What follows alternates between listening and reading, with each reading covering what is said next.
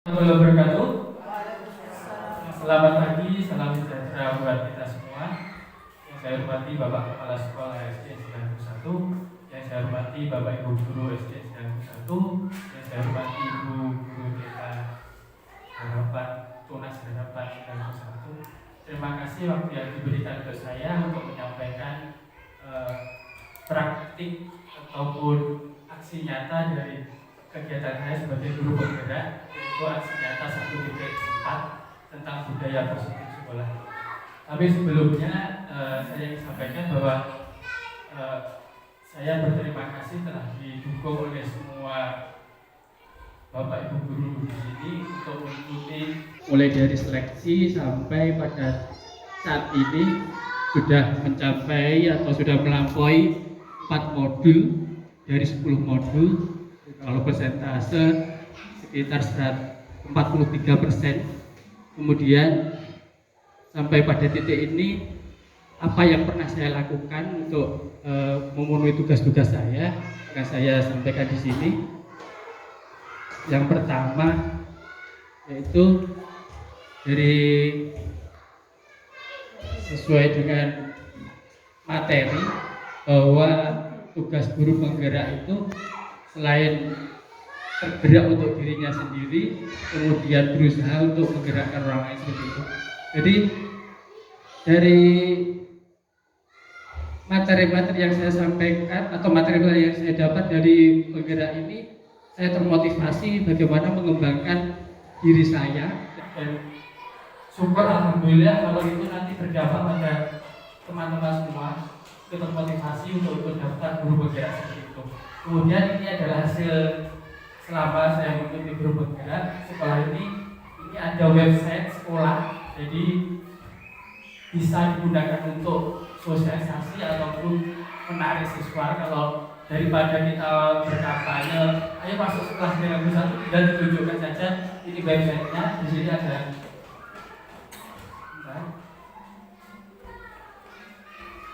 di sini ada visi-misi. Ini bisa diakses melalui Android. Ada profil guru,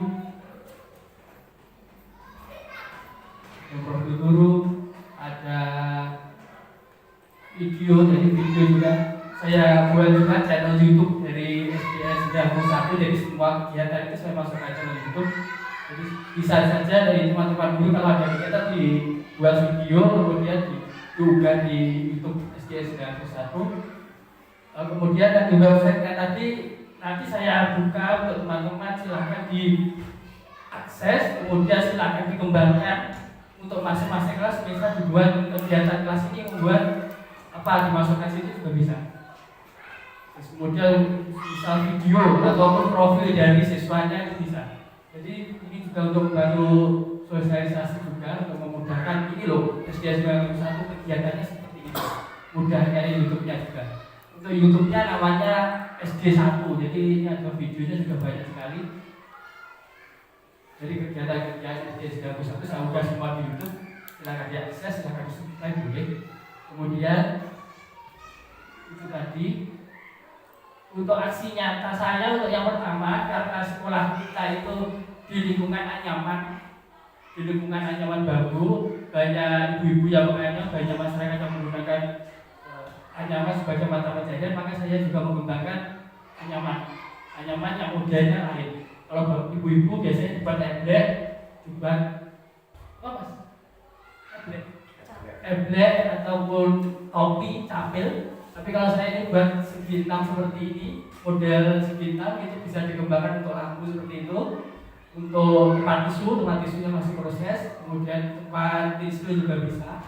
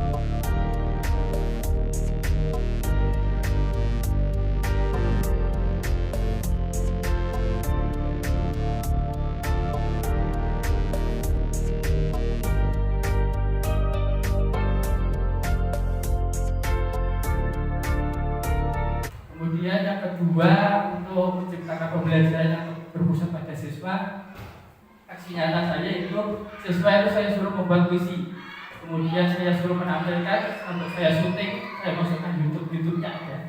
Jadi untuk melatih apa itu, YouTube-nya ada di sini,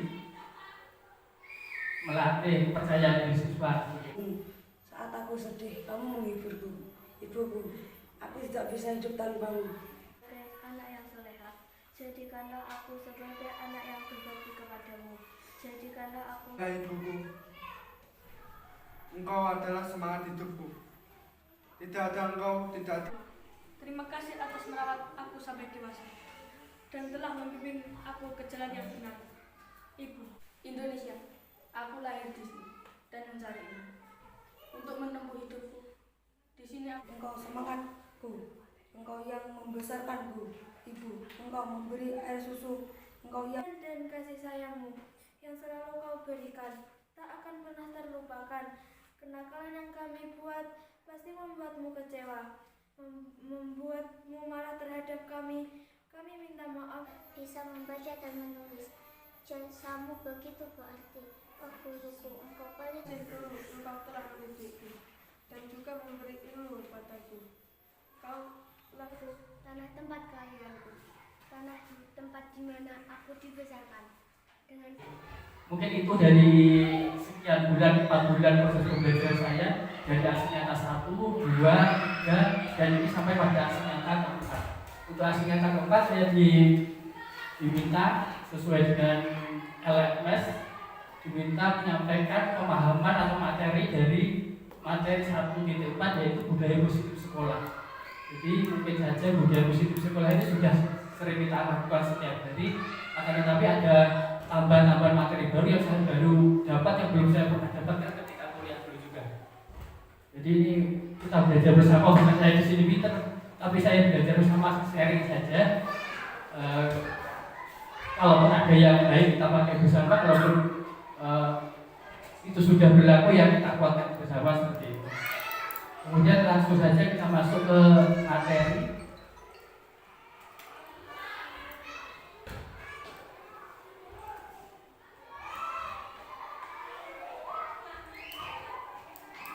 Tentang budaya positif.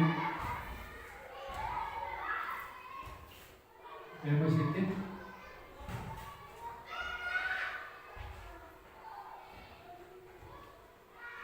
Dari diskusi berbudaya juga ada menggambarkan dan menunjukkan visi sekolah berbudaya pada murid dan berdasarkan nilai kebajikan universal. Itu sebenarnya tugas kami atau setelah lulus ini seperti ini, untuk membantu sekolah bagaimana sekolah itu bisa menciptakan pembelajaran yang berpusat pada siswa. Kemudian ada pertanyaan, silahkan bisa dijawab setuju atau tidak setuju. Hukuman itu dapat mendisiplinkan siswa. Kemudian setuju atau tidak? Pemberian hukuman dengan hal positif seperti membaca atau membersihkan halaman sekolah dapat meningkatkan disiplin anak. Memberi penghargaan dapat meningkatkan motivasi belajar anak. Ini topiknya nanti akan datang seperti ini. Saya minta tolong 2 orang ya, Mbak Rani, kali Mbak Novi, minta tolong.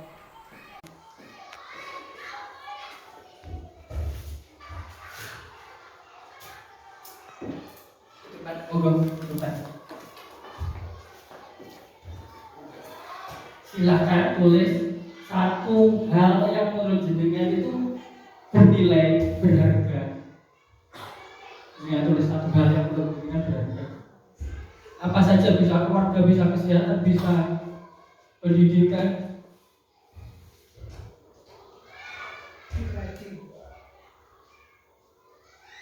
Dengan genggam seperti ini, terus kemudian Mbak Novi silahkan bujuk Mbak Rani ini untuk membuka genggamannya dengan rayuan apa?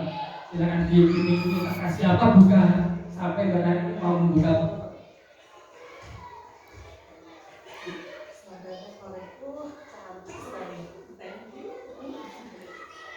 Sampai hari sampai bisa dibuka. Jangan dipaksa, jadi buka dengan sendirinya. Tapi dirayu dengan iming-iming dikasih apa, dikasih imbalan apa. Tak ajak ke sekolah, setelah itu tak ajak main, dia tiba-tiba kamu perasaannya.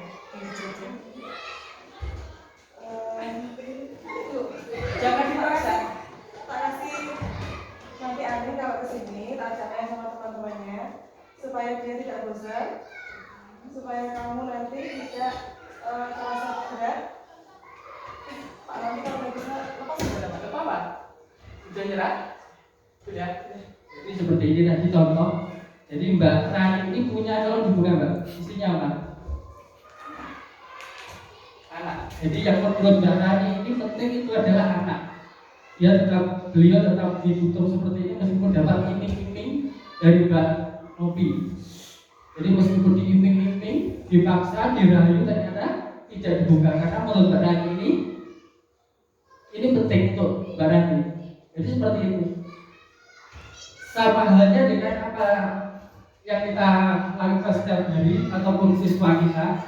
Siswa kita itu tidak akan mau melakukan sesuatu kalau dia tidak menganggap itu penting untuk dirinya. Tidak ada yang tidak menganggap itu bermanfaat untuk dirinya. Samanya Mbak Rani tadi, meskipun dipaksa dia tidak mau. Jadi motivasi itu sebenarnya dari dalam diri. Dipaksa di siapapun, kalau dia itu tidak mau, tidak bisa berubah seperti itu. Contoh sebenarnya seperti itu, silakan dicoba. Jadi orang juga melakukan sesuatu juga seperti itu. Harus motivasinya harus dari dalam diri. Terus ada suatu ketika Mbak Rani ini akan membuka itu kalau sesuai dengan nilai yang dimiliki. Misal yang saya genggam ini 100.000, tapi diiming-iming 1 juta. Oh iya, enak yang 1 juta. Bisa jadi iming-iming yang lebih besar itu bisa mempengaruhi orang untuk melakukan sesuatu juga. Itu ada motivasi dari seseorang. Kemudian ini ada teori kontrol atau teori pilihan. Ilusi guru mengontrol murid. Jadi kalau guru bisa mengontrol murid itu sebenarnya ada ilusi. Menurut penelitian seperti itu. Ilusi bahwa kritik membuat merasa benar dapat menguatkan karakter. Jadi kalau kritik dengan diberikan kritik itu menguatkan karakter itu cuma ilusi saja. Ilusi bahwa semua penguatan positif efektif dan bermanfaat. Penguatan positif biasanya kita kasih hadiah bintang itu. Kalau itu bisa menguatkan bermanfaat itu sebenarnya ilusi sebenarnya. Kemudian ilusi bahwa orang dewasa memilih hak untuk memaksa. Selama ini kita memaksa ini pada bahkan itu anak kita sendiri seperti itu. Padahal itu kita ini tidak melihat seperti itu, untuk memaksa tidak berbeda karena semua manusia pada prinsipnya adalah manusia yang berbeda. Kemudian ini ada siapa sesungguhnya yang memiliki kontrol. Ada stimulus respon, kemudian ada kontrol pilihan. Ada stimulus respon itu ada aksi reaksi seperti itu. Kita mencoba mengubah orang agar berpandangan sama dengan kita. Kalau teori kontrol pilihan, kita berusaha memahami pandangan orang lain tentang dunia. Jadi ada pilihan-pilihan. Kalau perilaku buruk dilihat sebagai suatu kesalahan, itu ada stimulus respon. Kemudian teori kontrol atau pilihannya, semua perilaku memiliki tujuan. Jadi semua perilaku manusia itu sebenarnya memiliki tujuan. Orang lain bisa mengontrol saya, kontrol pilihannya. Hanya ada yang bisa mengontrol diri Anda. Contohnya tadi Mbak Rani tadi. Meskipun Mbak Rofi itu berusaha menyuruh membuka, tapi karena Mbak Rani meyakini bahwa yang dipegang itu adalah bernilai untuk hidupnya, maka dia tidak membukanya. Jadi orang lain dia tidak bisa mengontrol, yang mengontrol itu diri kita sendiri. Kemudian saya bisa mengontrol orang lain, Anda tidak bisa mengontrol orang lain. Benar seperti itu. Pemaksaan ada pada saat bujukan gagal, dibujuk gagal itu dipaksa seperti Mbak Sofi tadi, bukan ngenek dipaksa, ada nggak boleh dipaksa, itu nggak boleh.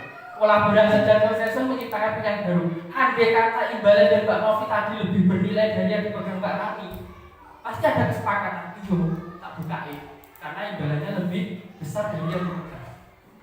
Kemudian model berpikir menang kalah, model berpikir menang-menang. Menang kalah itu ya siapa yang untung siapa yang rugi. Tapi kalau menang-menang, kamu dapat apa yang menguntungkan kamu, saya juga dapat apa yang menguntungkan saya. Semua orang diposisikan posisi yang menang. Gak ada yang rugi ini, gak ada yang merasa dirugikan. Seperti itu. Lanjutnya ini ada disiplin positif menurut teori kontrol Dr. William Glasser. Itu di sini ada, Anda tidak bisa mengontrol orang lain, Anda hanya bisa mengontrol diri Anda. Sebenarnya kita itu tidak bisa mengontrol orang lain. Pada hakikatnya tidak bisa mengontrol orang lain. Yang bisa mengontrol adalah diri kita sendiri. Seperti bahkan contohnya bahkan kita. Kemudian makna disiplin, belajar kontrol diri dengan menggali potensi kita agar tercapai tujuan mulia, yaitu seseorang yang kita ingat berdasarkan nilai-nilai yang kita hargai. Itu disiplin seperti itu, berdasarkan nilai-nilai yang kita hargai bersama atau nilai universal, kebaikan universal. Kemudian ada teori motivasi. Teori motivasi ada 3. Motivasi seseorang melakukan sesuatu atau konsekuensi kita ketika melakukan sesuatu. Biasanya yang pertama itu adalah adanya hukuman. Jadi mau melakukan sesuatu karena takut dihukum. Kemudian yang kedua adanya imbalan. Biasanya siswa kalau dikasih imbalan, kalau nilainya sekian saya kasih uang. Itu salah satu motivasi karena imbalan. Kemudian yang ketiga adalah motivasi menghargai diri sendiri. Motivasi menghargai diri sendiri, motivasi tidak terpengaruh pada orang lain, tidak terpengaruh pada hukuman, tidak terpengaruh pada pemberian. Pokoknya saya melakukan ini karena panggilan jiwa saya. Kalau siswa, saya mau belajar karena memang saya ingin pinter, bukan karena saya dikasih hadiah, bukan saya takut dihukum guru atau pak guru. Karena saya butuh ini untuk masa depan saya. Itu yang ketiga. Jadi kalau bisa motivasi itu yang ketiga itu. Menumbuhkan motivasi itu untuk menghargai diri sendiri. Jadi bukan karena hukuman, bukan karena iming-iming imbalan atau pujian ataupun hadiah, tapi karena dirinya memposisikan diri, saya ingin menghargai diri saya sendiri dengan melakukan sesuatu yang baik sesuai dengan kebaikan universal yang diakui oleh semua orang dimanapun, kapanpun, seperti itu. Kemudian lanjutnya ada posisi kontrol tadi, seperti yang kita ilustrasikan tadi, ada posisi penghukum. Jadi biasanya kalau ada membuat rasa bersalah, teman, pemantau, manajer. Ini ketika kita menghadapi siswa kita biasanya memakai 5 macam ini. Kalau tidak melakukan seperti ini nanti saya hukum. Ada pembuat rasa bersalah, Kemudian ada posisi teman, biasanya dirangkul pas istirahat, cedai, ini loh ceritanya. Kemudian ada pemantau ini biasanya cuma mengawasi saja apakah perilaku siswa kita sesuai dengan tata tertib sekolah. Kemudian manajer itu juga biasanya mencari, ada diskusi, ada dialog. Piye to aturannya oleh ora ngono kuwi, rambutku dibang oleh ora tole, rambutku gondrong oleh ora tole. Seperti itu. Kemudian ada pengembangannya tadi, ada segitiga restitusi. Ini ketika menghadapi siswa. Selama ini yang saya lakukan sendiri, ketika siswa itu salah, melanggar aturan, ya saya hukum, saya marahi, saya teriaki seperti itu. Padahal sesuai aturan, sesuai dengan teori disiplin positif ini harus memakai segitiga restitusi. Segitiga restitusi itu ada 3 langkah. Nanti ada menstabilkan identitas, ada validasi kebutuhan, ada menanyakan keyakinan. Lanjutnya ini ada 5 kebutuhan dasar manusia. Kalau dulu di kuliah itu ada piramida Maslow, ada piramida. Yang paling puncak itu kalau piramida Maslow itu ada aktualisasi diri. Kalau yang di sini kebutuhan ini yang paling puncak ada kebebasan. Jadi siswa itu manusia atau siswa kita, kebutuhan dasarnya ada 5 ini. Kebutuhan hidup, kebutuhan penguasaan, kebutuhan rasa kasih sayang atau diterima, kebutuhan kesenangan, dan kebutuhan kebebasan. Yang paling puncak itu kebutuhan kebebasan. Jadi semua manusia itu pengen bebas. Makanya semua kita ekonomi kadang yang dalam soal juga pengen bebas. Kalau mengerjakan soal seruangi, pengen bebas kan. Terus ini ya, apakah makna disiplin? Disiplin itu berasal dari bahasa Latin disiplina atau artinya belajar. Makna asal dari kata ini berkonotasi dengan disiplin diri dari murid-murid Sokrates dan Plato. Disiplin diri membuat orang menggali potensinya menuju sebuah tujuan apa yang dia hargai. Jadi orang kalau disiplin itu membawa orang pada sesuatu yang dia hargai. Namun dalam budaya kita, makna kata disiplin telah berubah menjadi sesuatu yang dilakukan seseorang pada orang lain untuk mendapatkan kepatuhan sesuai yang kita temui sehari-hari. Yang disiplin itu sesuatu yang dilakukan seseorang pada orang lain untuk mendapatkan kepatuhan. Disiplin itu untuk membuat orang patuh. Selama ini seperti itu. Disiplin berseragam membuat agar orang itu patuh memakai seragam. Disiplin siswa, disiplin memakai ketika pacaran memakai pakaian lengkap itu membuat orang lain mendapatkan kepatuhan. Kalau ada disiplin tujuannya orang lain itu agar patuh. Kecenderungan umum adalah menghubungkan kata disiplin dengan ketidaknyamanan, bukan apa yang kita hargai atau pencapaian suatu tujuan mulia. Terus kemudian ini ada nilai-nilai kebajikan universal. Setiap perilaku atau perbuatan memiliki tujuan menurut William Glasser. Jadi seperti tadi, semua perilaku kita, murid kita, siswa kita itu pasti ada tujuannya. Terus tujuannya masih ada dikaitkan dengan tadi 5 kebutuhan dasar tadi. Apakah mencari kesenangan, apakah kebebasan, apakah ingin disayangi, apakah itu kebutuhan biologi. Itu. Kemudian ini ada nilai-nilai profil pelajar Pancasila yang ini untuk kurikulum merdeka yang ada 6 nilai pelajar Pancasila yang biasanya diterapkan dalam proyek P5. Ada beriman berkawan pada Tuhan Yang Maha Esa, kemudian ada mandiri, kemudian ada benar kritis, kebinekaan global, gotong royong, kreatif. Sebenarnya dari 6 nilai profil pelajar Pancasila ini sesuai dengan 4C atau 4 kompetensi abad 21. Ada komunikasi, ada kolaborasi, ada critical thinking, ada kreativitas gitu. Kreativitas sesuai dengan benar kritis. Kemudian kolaborasi sesuai dengan gotong royong. Lanjut, kemudian teori motivasi hubungan. Nah ini tadi teori motivasi perilaku manusia. Jadi ada motivasi eksternal dan motivasi internal.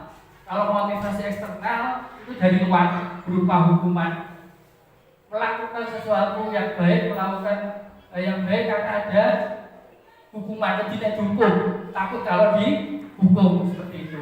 Kemudian ada lagi motivasi karena imbalan dari orang lain, baik itu pujian, baik itu hadiah, termasuk motivasi eksternal. Kemudian motivasi untuk menghargai diri sendiri. Saya akan menjadi orang yang seperti apa bila saya melakukan ini.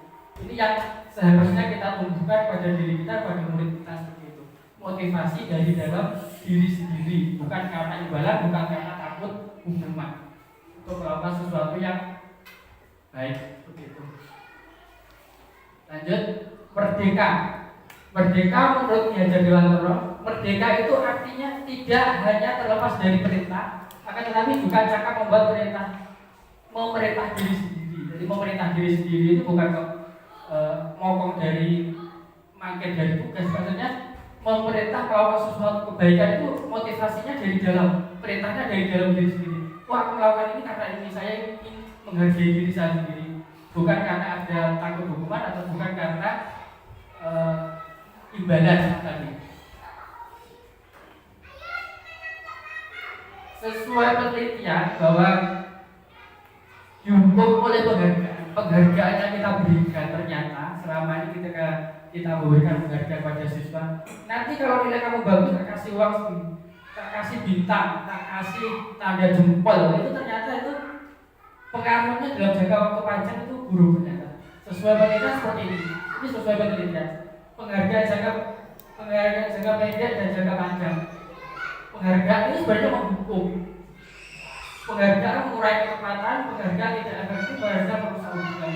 Jadi dengan memberikan imbalan yang ingin tadi, ternyata itu menjadikan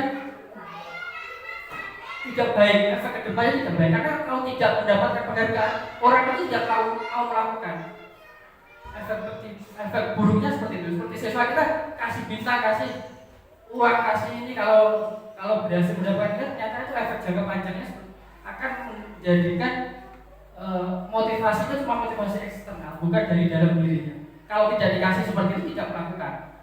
Efek buruknya seperti itu, efek jangka panjangnya seperti itu. Karena istilahnya, makanya istilahnya diambil dihukum oleh penghargaan. Dengan penghargaan orang itu menjadi sangat bergantung. Kalau penghargaan juga termotivasi.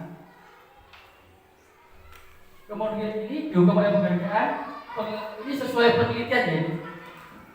Di mobil ada dihukum oleh penghargaan menurunkan kualitas. Jadi dengan adanya penghargaan, biasanya kerja kita itu kalau ada penghargaan fokusnya pada penghargaannya, tidak pada kerjanya. Siswa kalau ada iming-iming imbalan, nanti fokusnya pada iming-iming imbalan. Dapat nilai 100, nanti saya kasih uang 50.000 misal seperti itu. Maka fokusnya menjadi uang 50.000-nya, bukan pada proses untuk mencari nilai 100 itu. Terus penghargaan mematikan kreativitas. Jadi juga penghargaan mengurangi motivasi intrinsik, yang jelas ini mengurangi motivasi intrinsik. Karena kalau tidak diberi penghargaan, tidak akan jalan, tidak akan bergerak. Kalau siswa juga seperti itu. Kalau tidak diberi penghargaan, tidak akan berjalan, tidak akan melakukan apa yang kita inginkan. Karena motivasinya atas dasar penghargaan atau imbalan, seperti itu. Ini. Kemudian kalau tidak dikasih penghargaan, dikasih iming-iming, dikasih bintang apa? Ini ada apresiasi. Tetap dikasih apresiasi. Apresiasinya harus secara khusus. Kemudian pengakuan secara pribadi, pengakuan kepada semua murid, dari semua murid harus dilakukan sama, bergantian. Beri pengakuan secara konsisten terus-menerus. Fokus pada prosesnya, proses mencapai hasilnya maksudnya. Contohnya seperti ini, pengakuan apresiasi itu seperti ini. Kemarin saya perhatikan rasa empatimu besar sekali pada saat menolong murid baru di kelas kita. Ini contoh apresiasi. Ini bukan penghargaan, tapi apresiasi. Jadi menghargai yang telah dilakukan oleh siswa. Kemarin saya perhatikan rasa empatimu besar sekali pada saat menolong murid baru di kelas kita. Kemudian yang kedua, saya menghargai kepedulianmu pada saat kamu membantu teman-temanmu tugas kelompok. Terima kasih untuk rasa tanggung jawabmu pada saat kamu memungut kertas-kertas yang berserakan di lantai. Ini contoh dari pengakuan atau apresiasi terhadap kebajikan yang dilakukan oleh siswa kita. Jadi bukan menghargai bintang, uang ataupun iming-iming, tapi ini bentuk apresiasi atau pengakuan secara personal. Seperti tadi yang dia ataskan tadi, pengakuan harus secara khusus terhadap kebaikan yang dilakukan siswa. Pengakuan secara pribadi antara orang langsung pada siswanya. Pengakuan kepada semua murid, jadi bergiliran karena semua siswa itu pasti punya keunggulan kelebihan masing-masing, nggak podo, nggak sama. Makanya harus semua murid bergantian. Beri pengakuan secara konsisten terus-menerus. Tidak hanya pisah terus baru 1 bulan yang dikasih lagi, harus dikasih pengakuan entah itu yang dilakukan positifnya itu apa. Pasti ada positifnya dari siswa itu. Kemudian fokus pada proses. Kita lanjutkan. Mohon maaf ini saya tanya ya. Kita jawab bersama. Ini termasuk hukum atau konsekuensi dari tindakan guru di sini. Mencatat 100 kali di dalam buku kalimat saya tidak akan terlambat lagi karena terlambat ke sekolah. Ini termasuk hukuman atau konsekuensi menurut Bapak Ibu? Konsekuensi. Kemudian lari mengelilingi lapangan basket 2 kali karena terlambat dari sekolah. Murid diminta untuk push up 15 kali karena tidak menggunakan masker ke sekolah. Nah, menggantikan kertas tugas teman yang telah dicoret-coret. Konsekuensi. Membersihkan tumpahan air di meja tulis karena tersinggung pada saat belajar. Murid disuruh untuk mengenakan sepatu seharian di sekolah karena tidak mengenakan sepatu hitam. Lari mengelilingi lapangan basket 2 kali karena terlambat 10 menit untuk pelajaran PJOK. Ya, saudara. Hukuman dan konsekuensi ini hasilnya. Tadi yang mencatat 100 kali ini termasuk hukuman. Kemudian karena ada timbul rasa menyakitkannya. Terus lari mengelilingi lapangan basket 2 kali termasuk hukuman. Pusat hukuman. Kalau menggantikan kertas teman yang telah dicoret-coret ternyata ini konsekuensi. Konsekuensinya kalau perlu mencoret temannya ya digantikan. Membersihkan tumpahan air di meja kelas karena tersinggung pada saat belajar itu konsekuensi. Lari mengelilingi lapangan pelajaran PJOK karena pelajaran PJOK ini konsekuensi. Kalau tadi ini kan pelajarannya bukan PJOK yang atas ini. Lari mengelilingi lapangan 2 kali karena terlambat dan ini kan tidak ada hubungannya dengan PJOK. Tapi kalau yang ini ada hubungannya dengan PJOK ini konsekuensi. Sesuai dengan materi, yang sesuai dengan mata pelajarannya itu konsekuensi. Tapi kalau tidak sesuai, memberatkan siswa, menyakitkan siswa itu namanya hukuman. Ya, sesuai dengan materi ketika. Ini perbedaan dari konsekuensi dan hukuman. Hukuman itu sesuatu yang menyakitkan harus terjadi.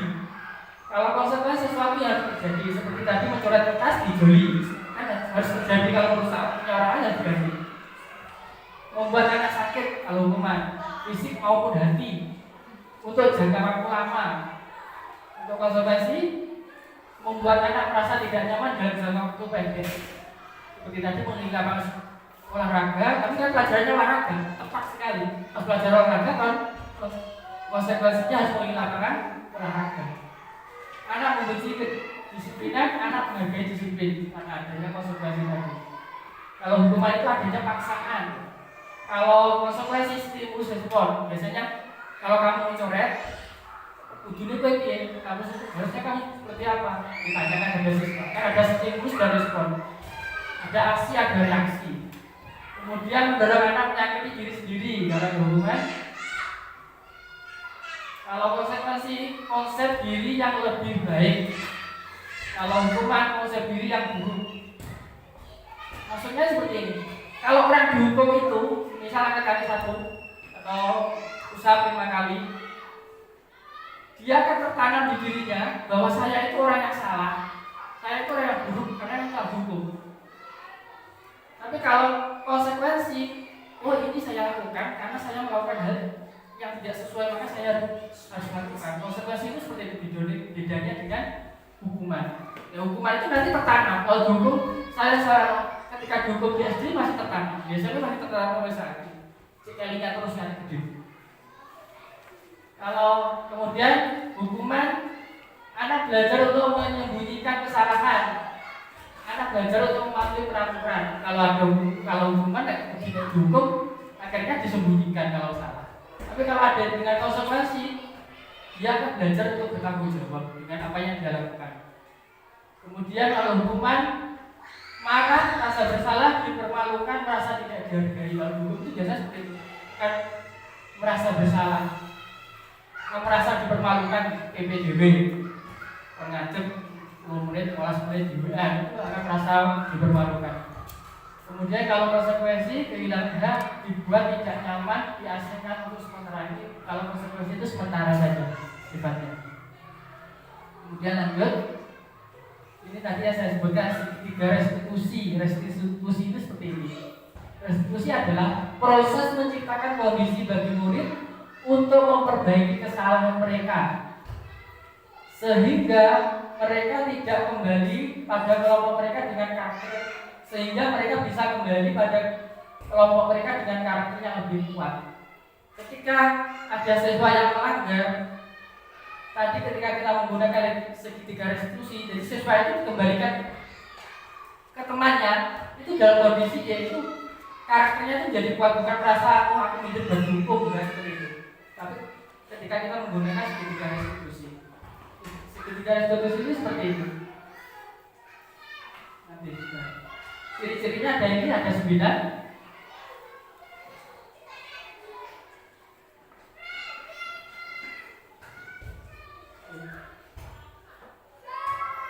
Ciri-ciri restitusi bukan untuk menebus kesalahan, namun untuk belajar dari kesalahan.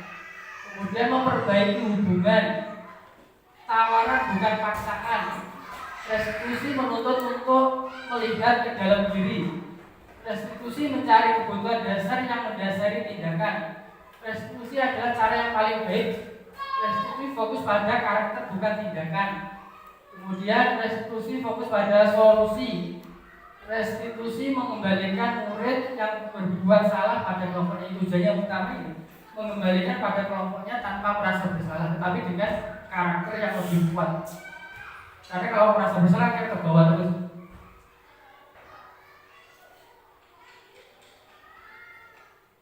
Kemudian kita lanjutkan ke keyakinan kelas. Keyakinan kelas. Mengapa kita memiliki peraturan harus menggunakan helm bila mengendarai roda 2? Contohnya ini ya. Mengapa tidak peraturan saja? Mengapa harus keyakinan keras? Istilahnya seperti itu. Mengapa kita memiliki peraturan 3 yang menggunakan masker, mencuci tangan, dan menjaga jarak 1,5 meter? Mengapa kita memiliki peraturan harus datang tepat waktu pada saat mengikuti pelatihan? Seperti ini ada bagainya, ada budaya positif, kemudian ada lingkungan positif. Budaya positif itu dalamnya pasti ada lingkungan yang positif. Lingkungan positif itu tumbuh karena adanya keyakinan kelas. Keyakinan kelas itu diawali oleh peraturan kelas. Ini bedanya. Menurut Bapak Ibu mana yang termasuk keyakinan kelas? Yang datang tepat waktu, mengucapkan salam, menjaga kebersihan sekolah, berdoa sebelum dan sesudah kegiatan, tidak membelajar tertib, atau yang sebelah sini yang dinyatakan keyakinan kelas?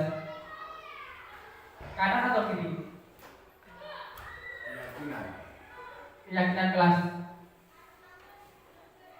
Keyakinan itu yang bersifat universal. Jadi ini yang sebelah ini.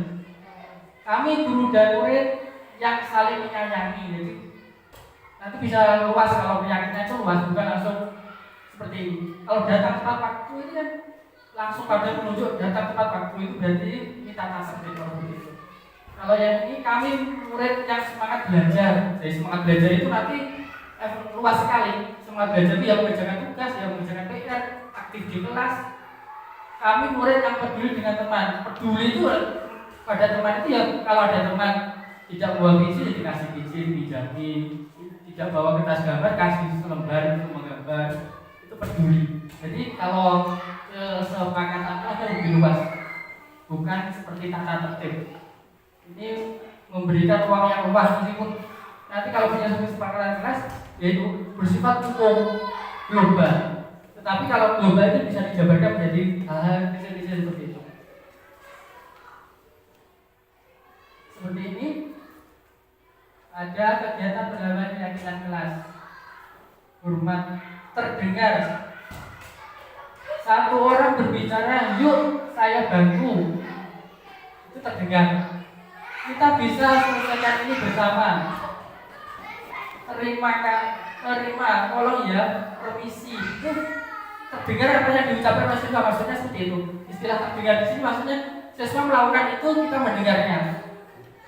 Berperilaku ini kita tersenyum ramah, melihat siswa kita tersenyum ramah pada temannya, memberikan salam hormat, terus kemudian mencium tangan kita, itu termasuk berperilaku. Kemudian terlihat berempati terhadap perasaan orang lain, apa yang kita lihat dari siswa kita. Lanjutnya, kira-kira ini ada aturan selalu kembalikan buku ke tempatnya. Keyakinan kelasnya seperti apa?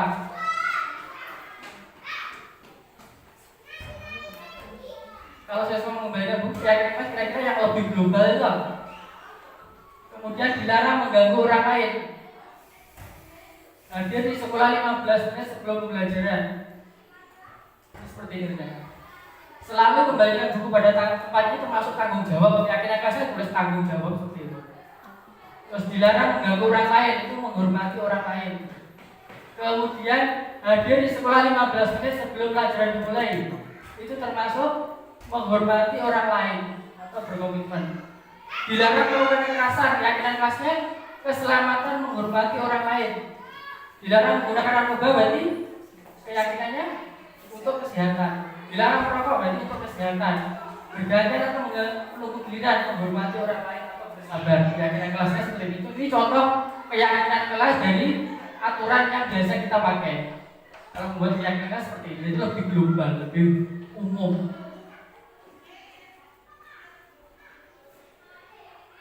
Seperti awal tadi, ini ada kebutuhan dasar manusia.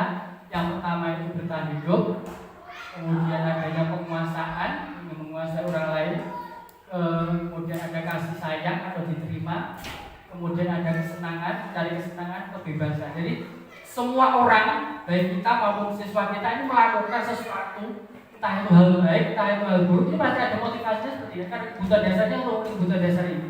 Entah itu untuk bertahan hidup, kalau lapar makan dari bertahan hidup, atau kau ingin menguasai, atau kau ingin mendapatkan kasih sayang. Misalnya kalau siswa kita kurang kasih sayang di rumah, kayak kalau gurunya bimbal, dempel, kejar, biota, kurang kasih sayang. Kemudian kesenangan ataupun kebebasan, ingin bebas melakukan sesuatu. Biasanya yang sering kita jumpai kebebasan ini. Tidak mau disuruh mengerjakan tugas, pengennya rame, ingin bebas ya. Ini tadi lanjutnya kita ke posisi kontrol. 5 posisi kontrol. Tadi yang saya sebutkan di awal, adanya posisi kontrol penghukum, pembuat rasa bersalah, teman, pemantau, dan manajer. Jadi ketika kita menghadapi siswa kita, ada 5 posisi yang bisa dipilih. Apakah kita sebagai penghukum, apakah pembuat rasa bersalah, apakah kita sebagai teman, pemantau, atau manajer. Ini untuk saya contohkan untuk yang pertama, penghukum. Contohnya seperti ini, menghardik, menunjuk-nunjuk, menyakiti, menyindir, itu tipe penghukum.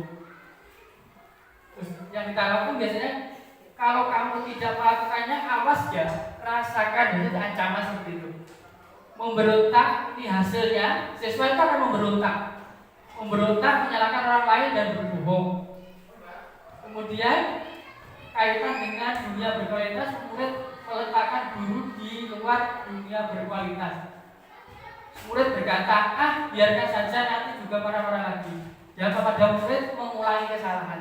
Jadi dengan hukuman itu ternyata efek terakhirnya, dampaknya pada murid akan diulangi lagi kesalahannya karena ada hukuman. Terus kemudian ini membuat rasa bersalah.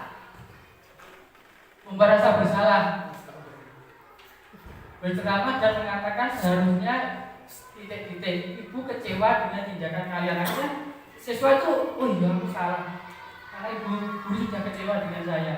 Ini membuat rasa bersalah. Efeknya pada siswa, dampaknya ini merasa rendah hati. Kalau orang sering dibuat merasa bersalah, akhirnya rendah hati. Efeknya yang tertanam itu akan menjadi rendah hati, gak pede. Oh tidak salah ini piye, tidak salah piye. Akhirnya rendah hati, rendah diri, bukan rendah hati, rendah diri. Kemudian ada lagi posisi kontrol sebagai teman, membuat alasan-alasan untuk muridnya. Ayolah melakukan demi ibu. Ini biasanya kalau kita pas istirahat, cedai muridnya dirangkul, jangan ngomong gitu. Ini sebagai teman, bisa ngobrol, seolah-olah kita teman mereka. Ini dampaknya lemah, tidak mandiri dan tergantung. Ini juga ada efek buruknya ternyata. Dampak pada murid itu, muridnya jadi lemah, tidak mandiri dan tergantung. Kemudian ada posisi pemantau, menghitung dan mengukur. Ini efek buruknya menitik beratkan pada sanksi atau hadiah untuk dirinya. Kemudian ada tipe manajer. Dampak pada muridnya mengevaluasi diri bagaimana cara memperbaiki diri. Manajer itu biasanya mengawasi sesuai dengan tata tertib atau tidak, sesuai dengan kesepakatan atau tidak, mengawasi. Itu manajer.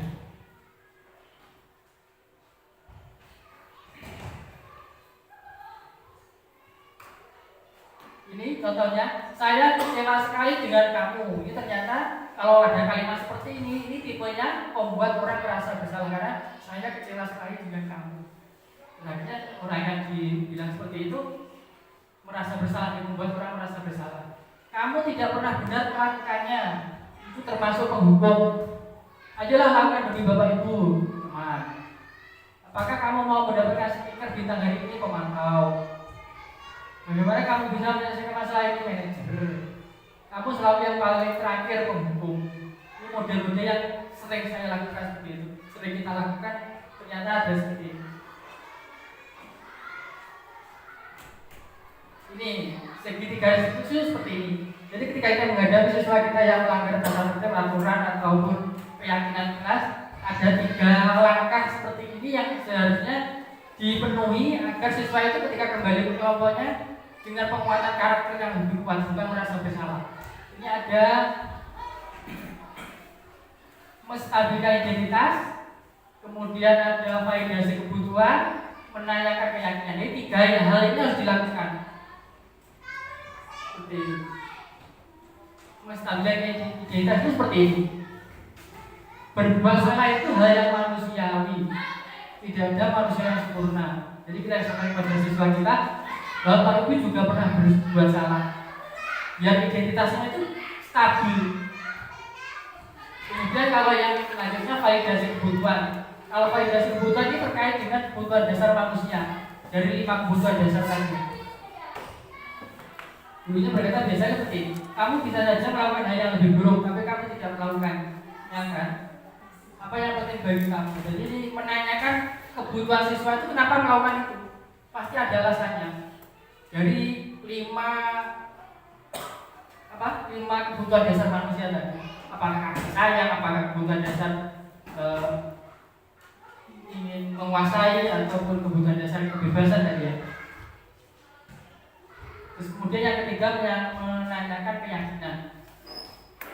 Keyakinan ini apa nilai yang kita percaya di kelas ini disesuaikan atau dikaitkan dengan keyakinan kelas yang telah kita sepakati bersama. Jadi kalau dengan kita melakukan segitiga restitusi, nanti videonya ada, contohnya itu ada nanti di YouTube itu ada.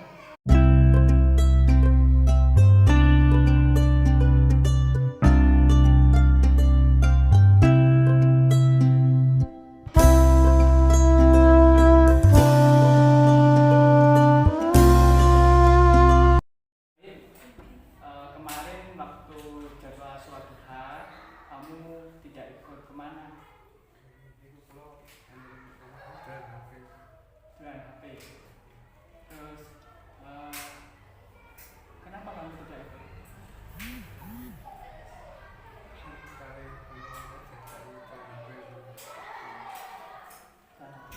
Ya, semua orang itu pernah salah. Semua orang pernah salah, tidak hanya kamu. Jadi nanti ketika kamu sholat duha, apakah kamu ingin mengikuti sholat duha? Kalau insya Allah ikut lagi. Kamu yakin terhadap diri kamu sendiri kalau nanti sholat duha lagi, ikut lagi. Terus kira-kira kamu nantinya pengen jadi apa?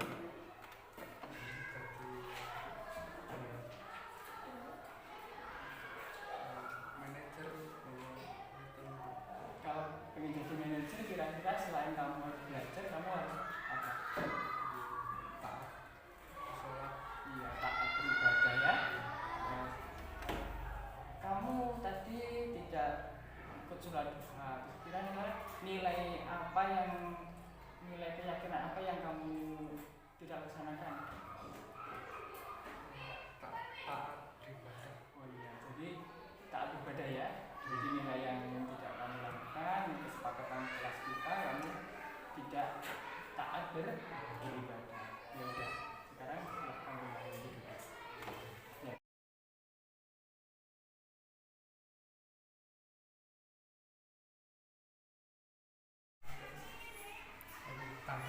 dimarahi Pak Adi karena tidak sholat duha. Tetapi saya setelah dipanggil Pak Adi itu tidak dimarahi, cuma diomongin saja.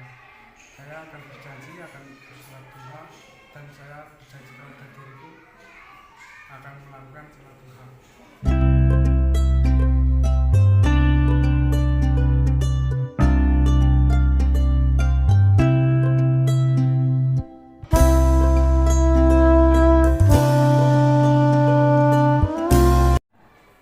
Kemarin saya mendapat laporan dari teman kamu mencabuti tanaman di depan kelas kita, yaitu stroberi yang kita tanam bersama-sama.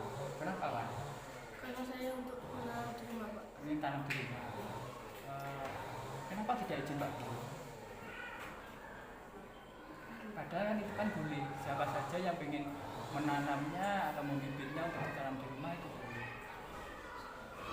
Kenapa kamu tidak izin? Lupa atau takut? Lupa ya. Jadi semua orang itu pernah salah, tidak hanya kamu. David juga pernah salah, seperti Dimas juga pernah salah, Lukis juga pernah salah, Pak Guru sendiri juga pernah salah. Jadi semua orang itu pernah salah. Terus kemudian, apakah kamu kedepannya akan melakukan hal seperti itu lagi? Tidak. Kamu yakin dengan diri kamu sendiri tidak melakukan hal yang jelek atau yang buruk atau yang rusak lingkungan? Yakin? Terus kira-kira dari tindakan kamu mencabut tanaman itu, nilai apa yang kamu langgar? Nilai keyakinan kelas kita apa yang kamu langgar?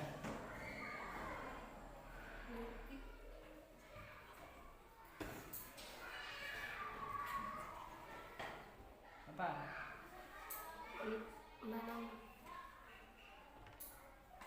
Apa?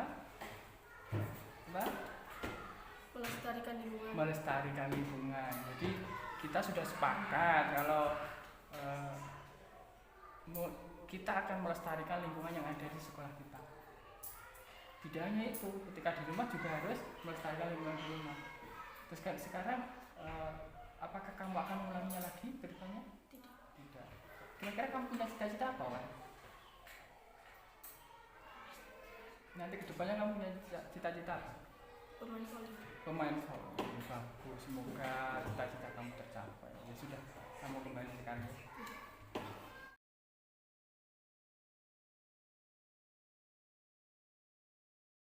Awalnya takut dipanggil Pak Hadi karena saya telah mengambil tanaman stroberi di taman sekolah. Namun ternyata saya tidak dimarahi. Saya berjanji pada diri saya sendiri untuk tidak mengulanginya lagi.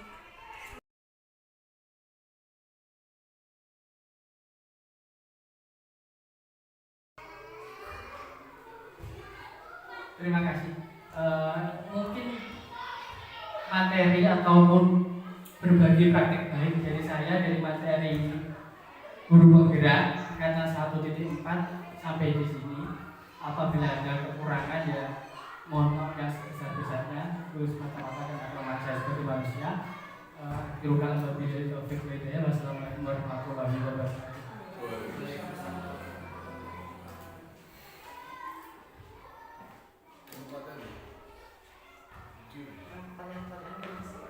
Perasaan